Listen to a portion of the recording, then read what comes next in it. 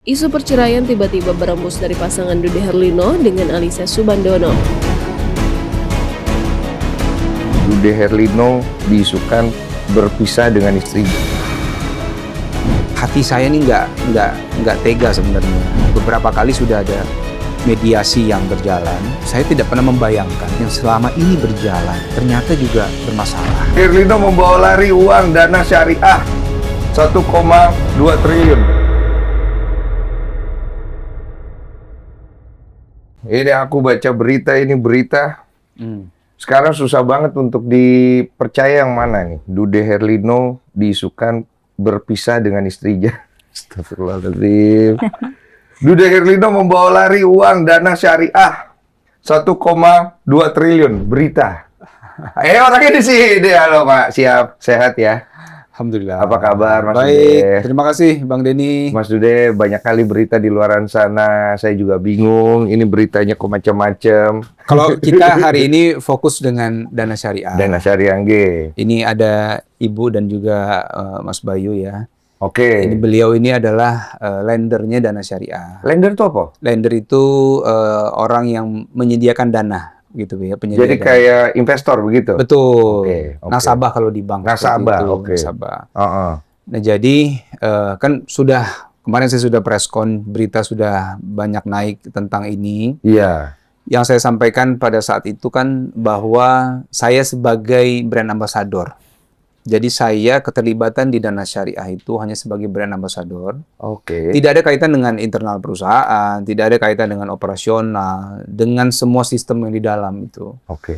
Dasar saya menjadi brand ambassador yang pertama adalah ini sudah berizin resmi dan diawasi langsung oleh Otoritas Jasa Keuangan. OJK. Lembaga negara yang memang mengawasi sektor keuangan dan melindungi orang-orang sebenarnya.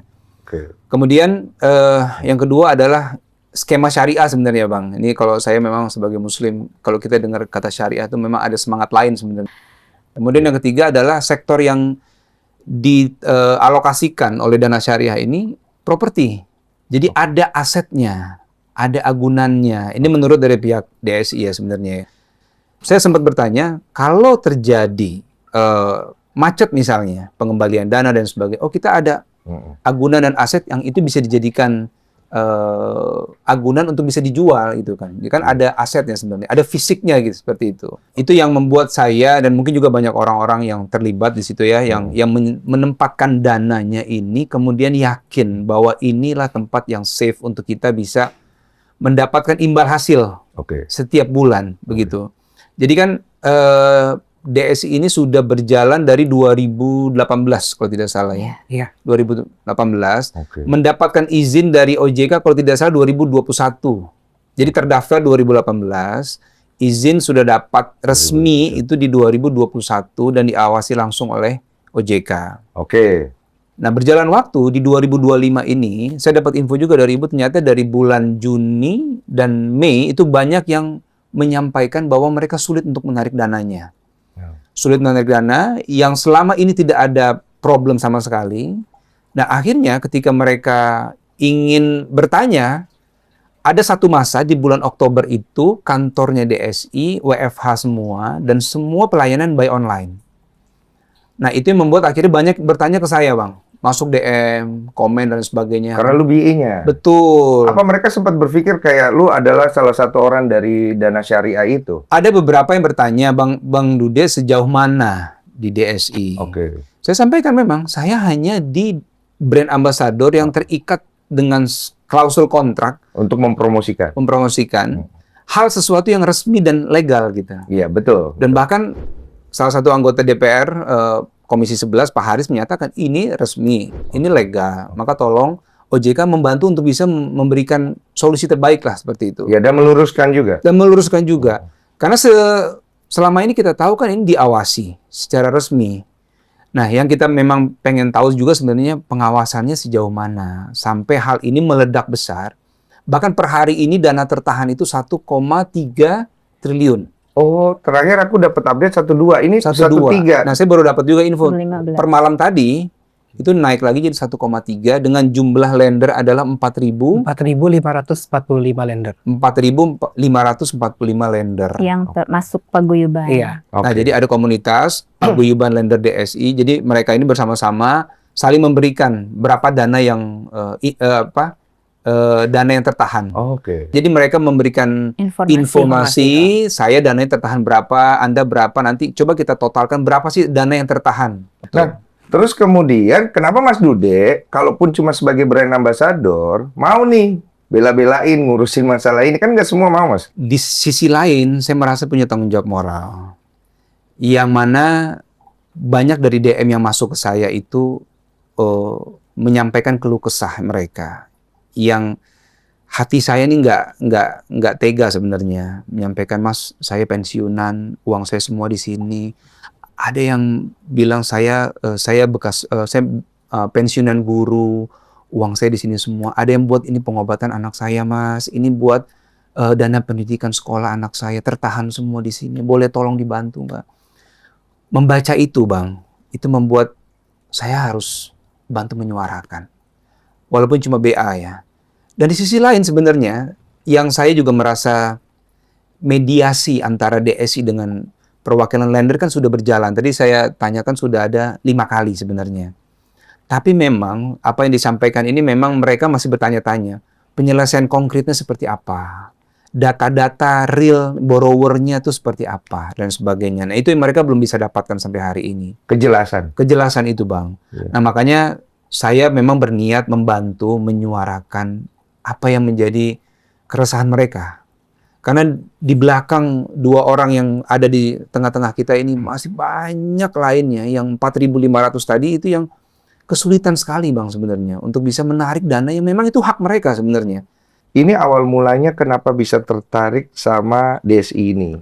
Awalnya tuh bagaimana? Awal mulanya karena memang dari tayangan di YouTube itu menawarkan bahwa ini adalah syariah yang pertama. Syariahnya Kemudian tuh. syariahnya saya berharap kemudian imbal hasilnya secara akad itu halal gitu. Jadi Maaf kalau boleh saya potong. Jadi ada Dewan Pengawas Syariahnya Oke. di dalam DSI ini yang mengawasi semua sistemnya sesuai dengan akad syariah. Iya.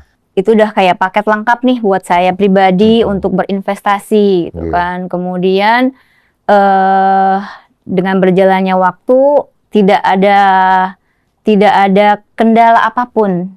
Jadi lancar semua dari awal masuk sampai dengan kejadian di bulan Oktober ini di 2025 gitu. Berapa tahun berarti tidak ada kendala?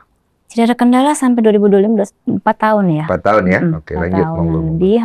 Dan yang membuat saya sangat hancur adalah ketika saya tidak tahu kalau dari bulan April itu sudah ada macet untuk penarikan.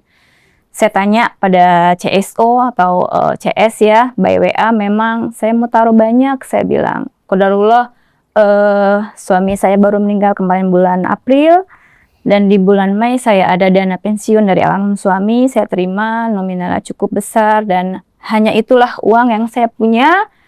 Dan saya berpikir bagaimana supaya uang ini bisa cukup buat saya dan anak-anak panjang lah gitu, nggak habis. Makanya saya taruh semua di situ. Semua taruh di situ? Semua saya taruh di situ. Boleh tahu kira-kira besaran totalnya? Saya ada 739, Bang. Itu all in? Istilahnya semua ditaruh? Saya taruh di situ dengan harapan, karena sebelumnya imbal hasilnya terlihat, dan saya harapannya dengan imbal hasil yang saya taruh itu saya bisa buat kehidupan sehari-hari saya, Bang, untuk nambahin lah gitu. Dan karena sejarahnya juga kalau saya mau ambil kapan pun bisa gitu. Jadi harapan saya dengan IHA dan saya bisa ambil ketika sudah proyek habis. Kalau persyaratannya kan proyek habis kita bisa ambil berapapun dana yang tersedia gitu. Kalau di aplikasi itu dana tersedia namanya, Bang. Itu udah saya merasa mendapat jalan lah buat saya bertahan hidup sampai mungkin anak-anak saya mandiri gitu. Qadarullah di bulan Agustus anak saya butuh laptop. Saya coba tarik sebesar 16 juta Di CS bilang ada keterlambatan Bu. Biasanya 7 hari, biasanya 3 hari sudah bisa Bang saya tarik. Oke. Ini 7 hari kata dia. Oke, setelah 7 hari saya coba lagi konfirmasi lagi. 30 hari kata dia. Saya mau marah juga namanya sama mesin mungkin ya Bang ya. Jawabnya hanya seperti itu saja. Kemudian saya cari tahu di media sosial.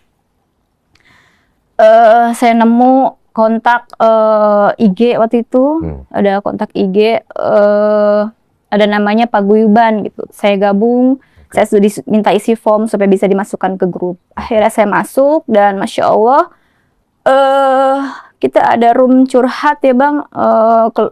Apa yang sedang mereka alami saat itu semuanya Allah memprihatinkan Bang gitu. Karena ya tadi mereka benar-benar ngarepin uang itu gitu, imbal hasil itu, dan mereka sampai bilang nggak apa-apa deh nggak dapat imbal hasil lagi, nggak apa-apa, yang penting bisa tarik aja duitnya buat kebutuhan hari-hari gitu Bang. Oke, aku izin ke Mas Bayu. Mas Bayu juga sama, gabungnya juga gara-gara lihat di iklan. Saya bergabungnya itu sejak 2021 dari di media CNN Indonesia waktu itu. Ada wawancara Pak Taufik di CNN waktu itu, dia mempromosikan dana syariah. Dia bilang proyeknya ini tuh ada agunannya minimum 125% dari total proyek yang didanai. Lalu sudah ada bayarnya. Makanya di situ saya makin firm. Saya cek di OJK yang tadi sudah berizin juga di OJK waktu itu di 2021. Selama udah ada OJK kan kita ngerasa aman kan gitu. Betul. Ada sertifikat ISO, mereka dapat 2. Terasosiasi AFPI, asosiasi fintech juga. Lalu waktu itu ada DSN MUI-nya juga sudah certified halal juga. Semakin melegalkan yang syariahnya tadi itu. Lalu waktu itu juga 1 tahun kemudian saya di Instagram tiba-tiba di-explore muncul iklan lagi story webinar. Waktu itu ada financial planner sama istrinya Mas Dude, Mbak Alisa waktu itu. Ikut promo lah ibaratnya. Wah, ada artis senior kan waktu itu. Jadi makin legit lah istilahnya dana syariah, makin firm lah. Akhirnya waktu itu saya yang masih 1 digit di 2021, akhirnya saya setiap gajian selama saya kerja dari 2018 sampai 2025 saya top up terus. 7 tahun saya kerja. Top up terus tuh. Top up terus. Tiap bulan begitu? Iya, 3 sampai terkumpul 3 digit lah. Sampai akhirnya selama itu saya juga tarik masuk aman. Sampai sebelum Lebaran 2025 pun saya tarik aman. April pun yang menurut Ibu tadi macet itu saya masih aman kalau di saya. Saya mulai macet itu akhir Mei. Itu saya coba tarik kok nggak masuk-masuk, dijanjiin 1 minggu, 2 minggu, lewat 1 bulan sampai 90 hari. Nggak ada kabar. Yang berhasil tertarik itu cuma sampai yang 3 Juni 2025. Yang 15 Juni ke atas itu udah nggak pada penarikan lagi. Berarti uangmu yang ada di dalam stok ada berapa?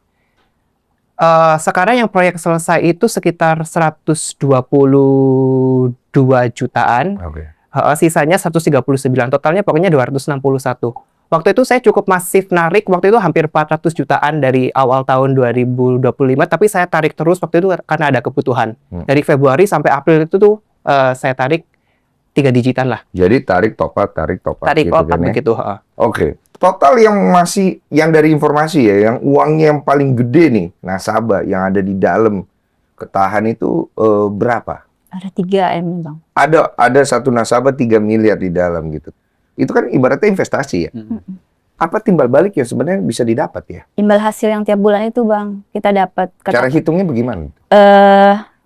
Katakanlah tadi saya misalkan dari 600 karena dari bulan Juni kan saya top up itu sekitar 600, sebelumnya saya ada 100, berarti kan 700-an. Itu saya dapat sekitar 6 juta Bang tiap bulan. Dia pakai persen. Iya, persentase. Tiap 15 sampai 18% dengan tenor yang berbeda-beda, 2 bulan sampai 12 bulan paling lama. Proyeknya.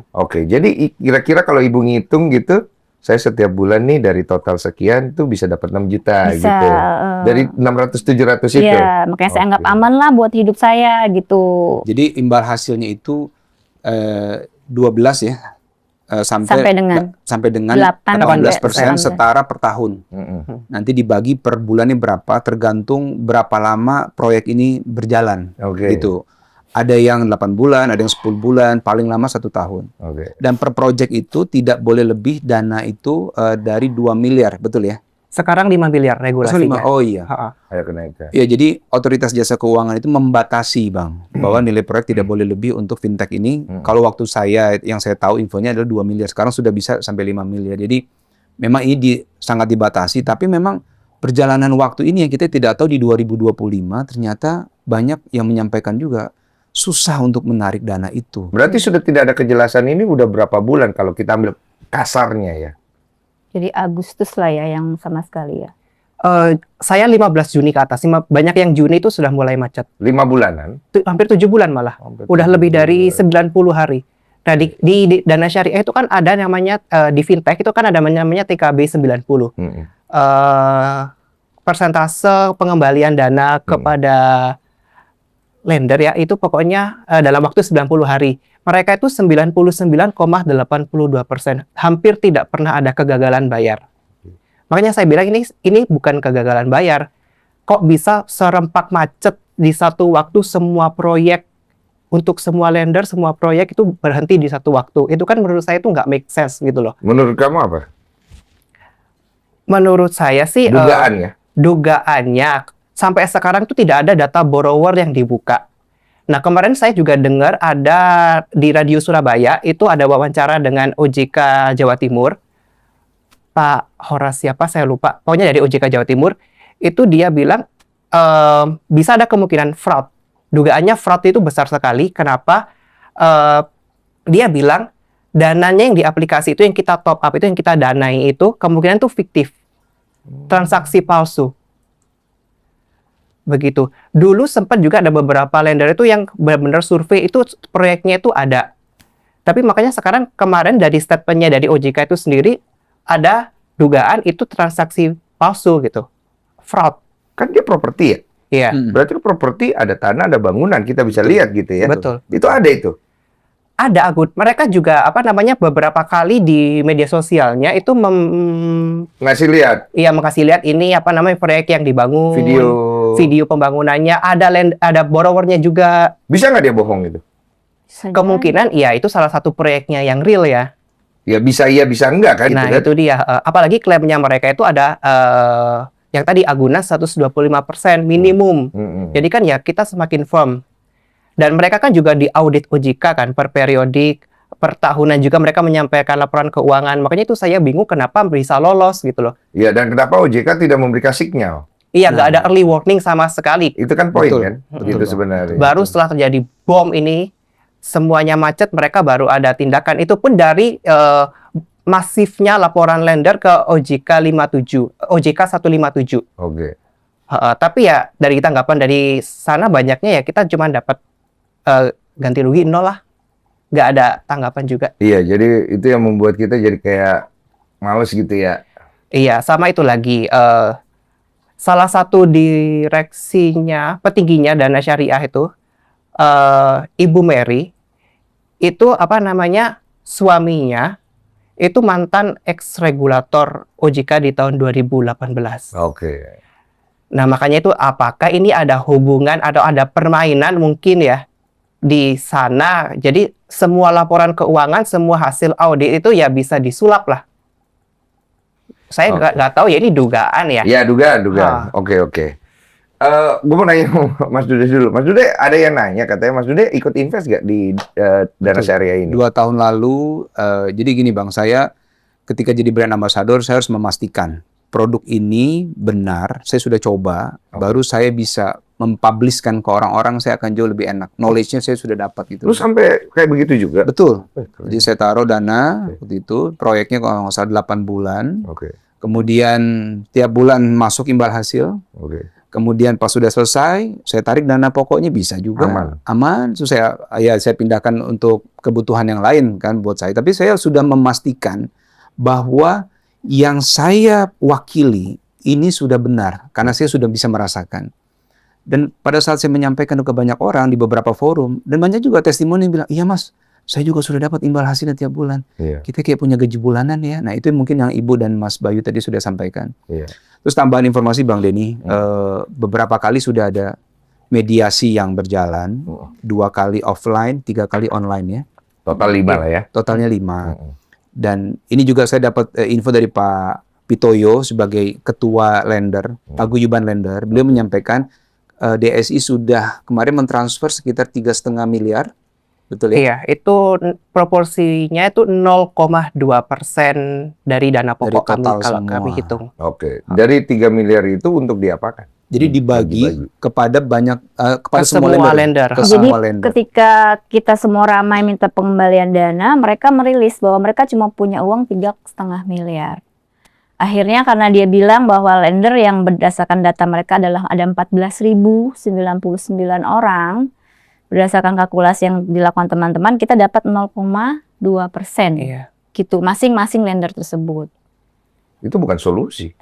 Makanya Itu yang mereka lakukan, Bang. 3,5 miliar dari 1.323 miliar dan masih terus berlanjut. Iya, itu hanya sekedar itikat baik, gitu kan? Tapi kan kejelasannya setelah itu apa ya? Maksudnya begitu kan? Betul. Berarti Betul. kan sudah ada narasi di kepala yang mana bahwa uang tidak kembali juga nih. Atau narasi itu belum sampai ke kepala. Iya, dengan proporsi 0,2% menurut saya nggak make sense gitu loh. Sebenarnya dari Dana Syariah itu pernah menyampaikan proposal. Pengembaliannya itu dalam waktu kurun 1 tahun. Iya. Ya, kemarin kan ada akan dicicil, pokoknya dalam 1 tahun itu. Kemarin kan kita dalam pencairan dana awalnya kita mikirnya ya mungkin proporsionalnya 10%, 20% gitu lah ya pencairan tahap awal. Ternyata cuma dikasih 0,2%.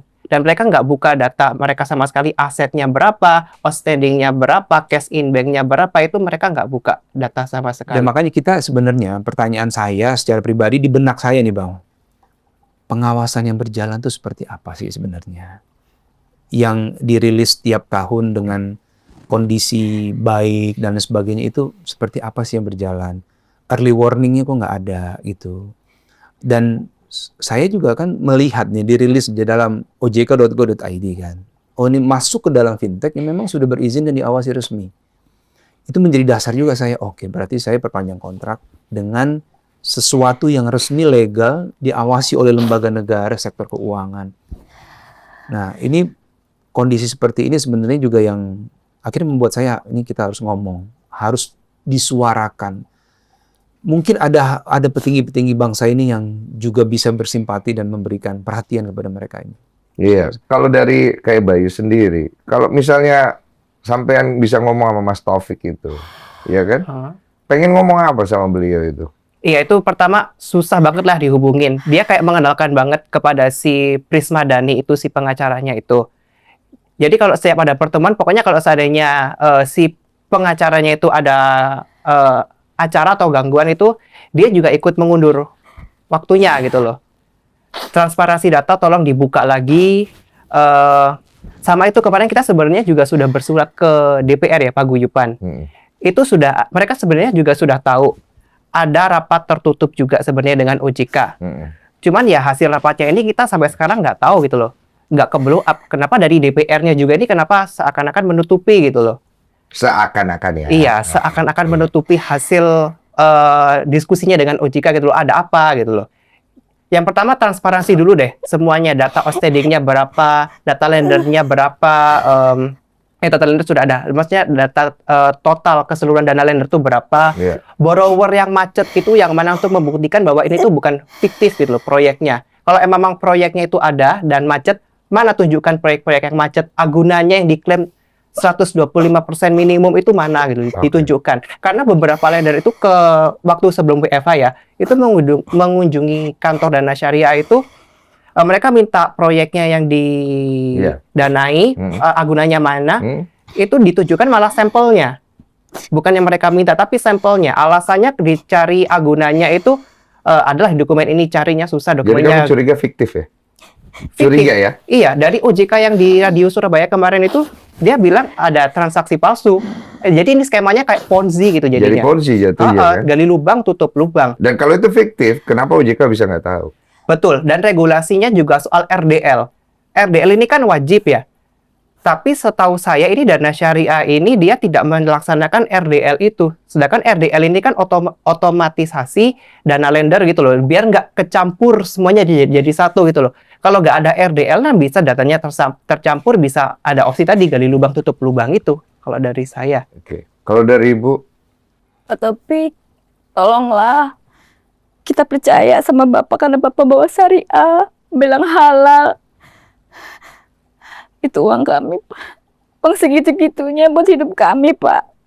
Tolong ketemuin kita. Jangan cuma janji. Kita nggak ngarepin lagi imbal hasil. Tolong kembaliin pokoknya aja, Pak. Kalau nggak usah semua seadanya lah, Pak. Biar kami bisa hidup. Dan banyak orang-orang juga yang perlu. Semuanya perlu, Pak. Bapak lihat, Bapak ketemu deh sama kita semuanya. Ada yang sakit. Ada yang nggak bisa hidup buat besok. Itu aja saya pengen ketemu sama Taufik. Saya pengen ngomong langsung kalau bisa. Iya. Dan saya juga kecewa sama Jaban Syariah. Nggak ada suaranya sama sekali, Bang. Padahal dia katanya ngelindungin kami sebagai umat Islam, Bang. Tapi dia nggak ada suaranya sama sekali. Entah itu permintaan maaf atau menguatkan kami, nggak ada, Bang. Jadi kalau bisa juga kita diketemuin, Bang, sama Jaban Syariah itu. Kalau masih ada itikat baik ya, saya yakin pihak tersebut pasti mau ketemu. Iya. Makanya kan siapa pihak yang harusnya turun untuk membantu menyelesaikan masalah ini? Kalau menurut lu siapa pihak tersebut? OJK langsung? Jelas, kalau OJK saya pikir memang regulator. Iya. Kemudian- Dan itu mereka sudah ini ya, ada ancang-ancang ya. Betul, di sekarang kan belakang sedang audit. audit segala macam. Cuma kan tadi pertanyaan kenapa tidak ada warning, kenapa dalam sekian kurun waktu berapa tahun semuanya aman, pengawasannya pun tidak ada masalah dan sebagainya. Kalau memang saya berpikir mungkin yang lebih tinggi dari OJK juga itu akan jauh lebih baik untuk bisa ikut mengawasi, paling tidak untuk bisa memastikan bahwa hak dari rakyat yang memang mereka saat ini sedang sulit ini, Bang, bisa dapat jalan keluar lah, solusi yang terbaik. Kemudian ya walaupun sekarang saya dapat info juga ada beberapa Zoom yang dilakukan dan sebagainya, tapi terakhir kemarin tidak berjalan ya, tidak berjalan yang Iya, terakhir. tidak berjalan. Tidak berjalan tuh maksudnya apa? Ingkar, Bagaimana, Bang. Bayu? Iya, alasannya tadi itu dia sangat bergantung dengan PH-nya itu. PH-nya ada acara di mana gitu, saya kurang tahu infonya. Pokoknya mereka mengulur lagi waktu pertemuannya sampai waktu yang belum ditentukan. Janjinya seminggu sekali, Bang, ketemu. Mau kasih progres gitu, mau dikembaliin bagaimana. Tapi ingkarin terus, Bang. Diulur kali ya. Janji kepaguyuban tuh mereka ada Zoom meeting tiap minggu, setiap Sabtu. Tapi ya yang terpenuhi baru 2 semenjak perjanjian di tanggal 18 November itu gitu loh. Seburuk-buruknya kepala kalian tentang ini semua, saya mau dengar dong yang di kepala kamu. Konspirasinya apa menurut kamu? Konspirasinya, kalau saya dugaannya ya, Ya, itu ini hal ada buruk ya. yang selama itu ya ada mainlah sama pihak dalam seperti OJK Oke. itu, lalu proyek fiktif Oke. sama laporan keuangan yang apa namanya, nggak ngerti lah yang disampaikan ke OJK itu benar apa enggak. Kalau itu saya dugaannya begitu. Oke. Jadi paling besar landasan kamu ini ada permainan ya. Ada permainan sama proyek fiktif itu Iya, tadi. dugaan ya. Iya, Dugaan ini kan pikiran buruk ya. Iya. Dan itu kan belum tentu benar gitu. Kan? betul. Iya. Kalau dari Ibu pikiran paling buruknya apa? Paling buruknya mereka hianat, menyalahartikan kepercayaan kami masyarakat Indonesia.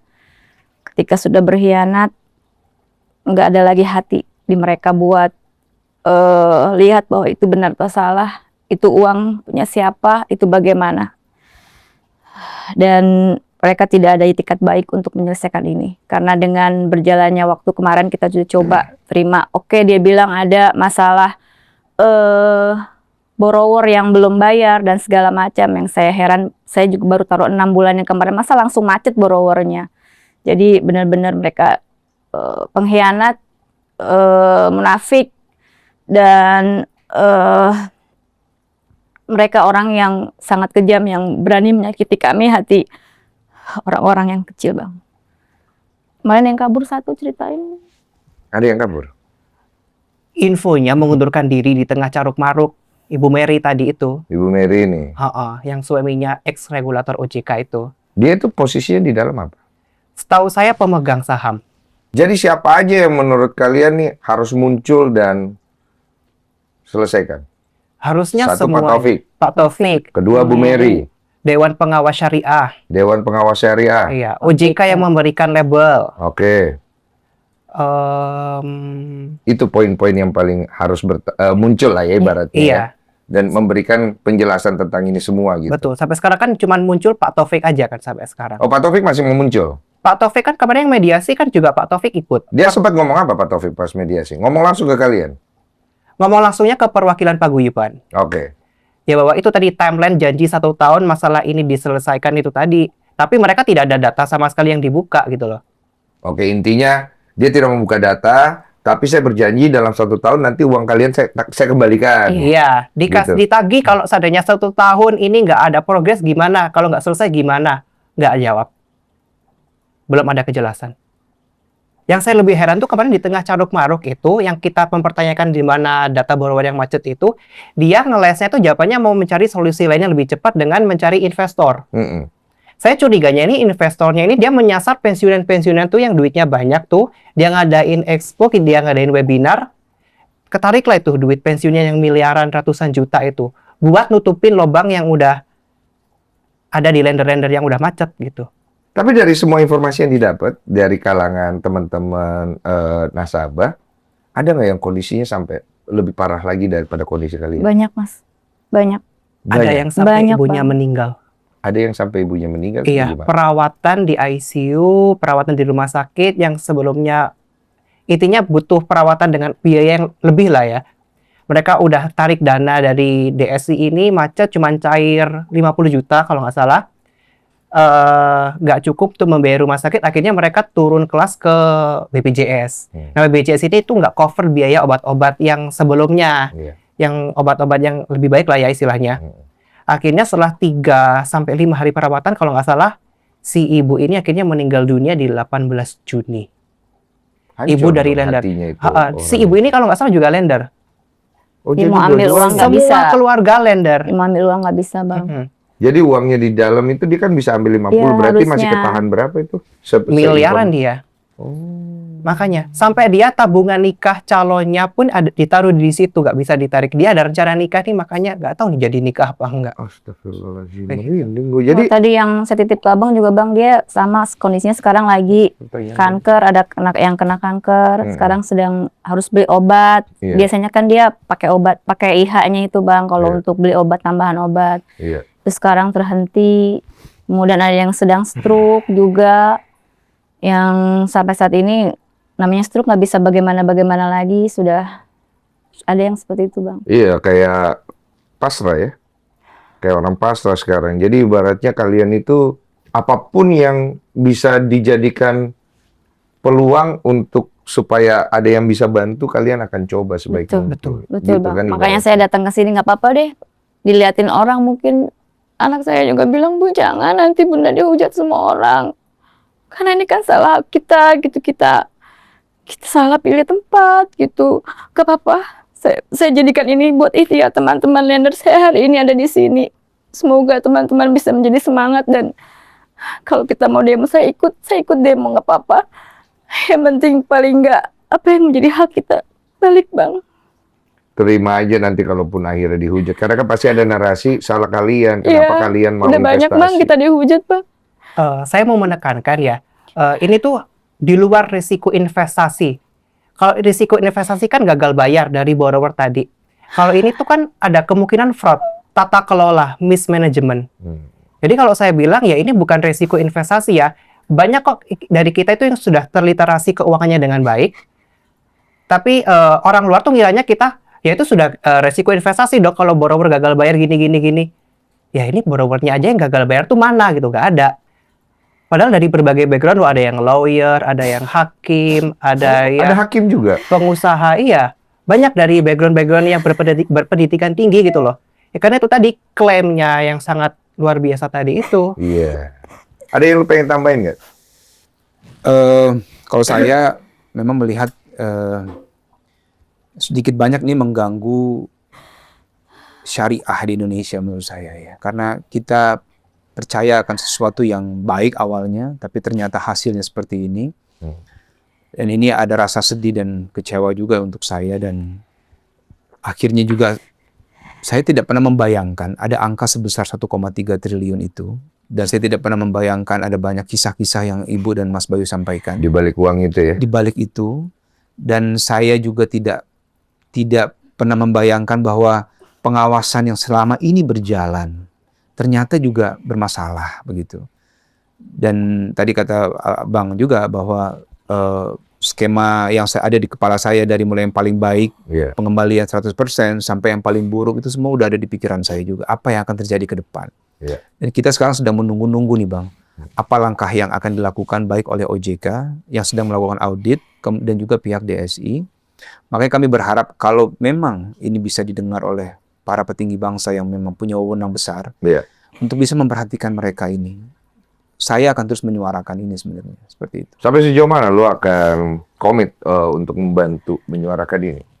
Saya nggak punya bayangan sebenarnya Bang. Semampu yang bisa saya lakukan, saya akan coba lakukan. Tentu dengan keterbatasan kapasitas saya. Betul, lu juga masih harus kerja dan lain-lain. Iya betul sekali. Makanya dengan Bang Denny buka pintu kita sangat menghargai sekali, dan ini mudah-mudahan juga doa kita semua, Bang Denny terus bisa memberikan hal yang positif buat bangsa ini, mudah-mudahan. Seperti itu. Iya, semoga ya. Dan juga mungkin ada pembelajaran kali ya? Banget Bang. Apa yang bisa diambil dari pembelajaran Udah ini? nggak percaya syariah lah Bang. Udah nggak percaya halal Bang. Ya? Udah nggak.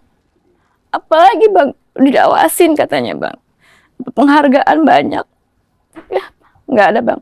Teman-teman semuanya yang nonton, udah nggak ada lagi syariah. Bohong semuanya. Kalau pembelajaran dari Bayu apa yang bisa dapat? Kalau dari case ini sih saya kemarin ya tarik semua uang saya yang di P2P lain dengan skema yang sama P2P. Itu saya tarik, saya pindahkan ke instrumen investasi yang lain. Sama apa ya? Oh ya, saya mau negasi juga yang tadi ini kan dana syariah. Banyak juga loh teman-teman yang bukan Islam itu juga berinvestasi di sini. Teman saya yang Kristen itu juga berinvestasi di dana syariah. Mereka saking percayanya tadi itu dengan Akad amanah. Amanah mereka, klaimnya mereka terawasi OJK, ISO, bla bla bla itu. Jadi mereka juga masuk berinvestasi di sana gitu. Betul. Lu pengen ngomong apa lu Pak Taufik? Pak Taufik kenapa ini Pak? Ayo Pak diselesaikan atau bagaimana gitu loh? Terakhir pertemuan dengan Pak Taufik itu di bulan Juni. Iya. Ya, karena banyak DM masuk, saya sampaikan langsung ke beliau, Pak, ada apa ini? Ya, yang dijelaskan ke saya adalah pertama adanya gangguan dari ekonomi global lah tentang properti. Jadi mungkin daya beli eksternal masyarakat, nih ceritanya. eksternal ya, jadi ada daya beli masyarakat turun dan sebagainya. Kemudian pengembalian borrower yang lambat. Itu pun beliau sudah rilis di YouTube channelnya Dana Syariah dan semua sudah dikirimkan juga emailnya. Dan di IG-nya Dana Syariah pun sudah diposting. Jadi penjelasan di situ sama seperti apa yang saya dapatkan. Terus saya bilang, penyelesaian ini harus berjalan terus kan Pak, saya bilang kan. Pokoknya intinya seperti itu. Dan beliau memang bilang, iya, ini semua kami akan selesaikan. Kami pernah mengalami dulu yang cukup berat juga di zaman COVID. Dan kita bisa bertahan. Sekarang pun kita akan selesaikan berkoordinasi dengan regulator yaitu OJK. Jadi udah saat itu Pak Taufik udah bilang kita terus ada koordinasi, berkomunikasi dengan otoritas jasa keuangan untuk menyelesaikan masalah ini. Ini kami yang handle, seperti itulah kira-kira. Dan dari situ saya berharap memang penyelesaiannya konkret dan jelas gitu. Tapi sampai sekarang ya ini yang saya terima berita-berita dan semua yang disampaikan ke saya sepertinya butuh effort kita lebih untuk menyuarakan mereka. Berarti akan apa sudah ada gugatan atau laporan ke polisi? Dari lender itu sudah ada beberapa. Mereka sudah melakukan somasi, laporan ke Bareskrim. Makanya ini juga dari Dana Syariahnya juga beberapa kali mereka ke Mabes untuk pemeriksaan. Berarti sudah ada laporan ya? Paguyuban kemarin infonya. Oh ya, juga sudah lapor ke Bareskrim. Ya, berarti sudah ada LP keluar. Oh, sudah ada. Sudah terima ya? Berarti sudah melaporkan kan sudah. ya? Berarti sudah ada laporan gitu. Iya. Yang terbaik adalah dari pihak Pak Taufik sendiri mungkin muncul bersama dengan tim kuasa hukumnya untuk melakukan klarifikasi dan penjelasan serta menyelesaikan. Dan yang bisa membuat persentase ini selesai dengan lebih baik sebenarnya dari aparatur negara sendiri. Karena izin itu mereka yang berikan. Betul. Jadi dia juga punya tanggung jawab juga di situ. Mungkin dari pihak OJK bisa memberikan klarifikasi juga kali ya. Betul. Iya. Oke, ada lagi? Itu aja. Iya. Makasih, Mas. Terima kasih. Terima kasih banyak. Makasih, Mas Inggi.